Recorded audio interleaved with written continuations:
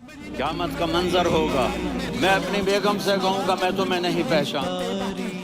ارے تم کہتے ہو کہ اس کا نام پوچھتے، اس کا پتہ پوچھتے، ارے نہ جانے کیا ہو گیا تھا، ہماری عقل پر پردے پڑ گئے تھے، ہم تو اس کے حسن میں ایسے کھو گئے تھے، ارے جب وہ بولتا تھا نا تو اس کے منہ سے ایک طرف سے ایک آواز آئے گی، ایک آواز آئے گی، امتی امتی،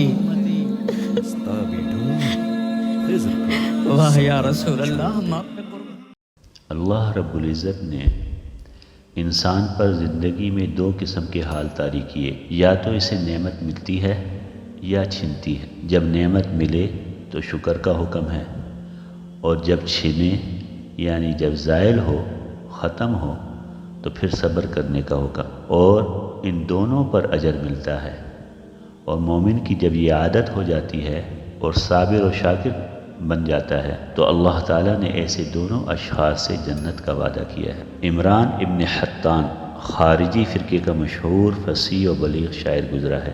اس کی ذہانت و ذکاوت کے بہت واقعات مشہور ہیں۔ علامہ ذیمشری رحمۃ اللہ علیہ نے نقل کیا ہے کہ وہ بے انتہا سیاہ فام اور بدصورت تھا، اور جتنا وہ بدصورت تھا اس کی بیوی اتنی ہی خوبصورت تھی۔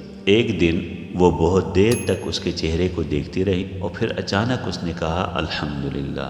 عمران نے پوچھا کیا بات ہے، تم نے کس بات پر الحمدللہ کہا؟ بیوی نے کہا میں نے اس بات پر خدا کا شکر ادا کیا کہ ہم دونوں جنتی ہیں۔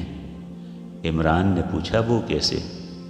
کہنے لگی اس لیے کہ تمہیں مجھ جیسی بیوی ملی، تم نے اس پر شکر ادا کیا، اور مجھے تم جیسا شوہر ملا، میں نے اس پر صبر کیا، اور اللہ نے صابر اور شاکر دونوں کے لیے جنت کا وعدہ فرمایا ہے۔ ایک ہی شخص میں حافظے کی انتہائی مضبوطی اور حافظے کی انتہائی کمزوری کا واقعہ آپ کی سماعتوں تک پہنچانا چاہتا ہوں۔ علامہ ابن عابدین شامی رحمۃ اللہ علیہ نے حضرت ہشام کلبی رحمۃ اللہ علیہ سے نقل کیا ہے، وہ فرماتے ہیں کہ میں نے ایک بار حافظہ کی تیزی کا ثبوت بھی ایسا دیا کہ شاید کسی نے نہ دیا ہو، اور ایک مرتبہ مجھ سے بھول بھی ایسی ہوئی کہ شاید کسی سے نہ ہوئی ہو۔